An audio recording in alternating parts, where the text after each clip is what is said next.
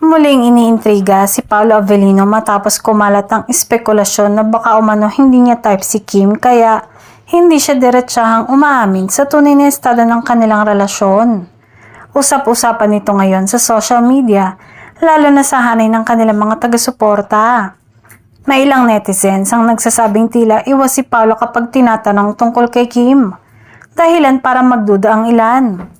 Para sa kanila, kung totoong may namamagitan, bakit hindi raw ito kumpirmahin ng aktor? Dito na pumasok ang haka-hakang baka hindi umano nito lubos na gusto ang aktres. Gayunpaman, marami rin ang dumedepensa kay Paolo. Kilala ang aktor sa pagiging private pagdating sa kanyang personal na buhay. Hindi ito mahilig magbahagi ng detalye tungkol sa relasyon o emosyon sa publiko.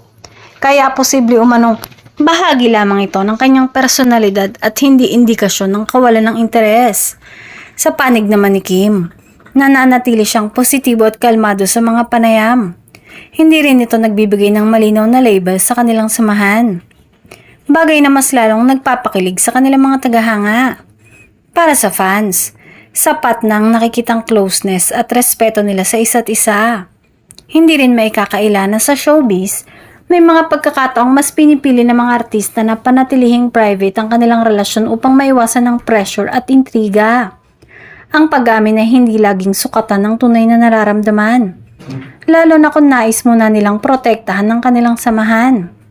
Sa huli, nananatiling haka-haka lamang ang lahat hanggang walang malinaw na kumpirmasyon mula kina Kim at Paolo.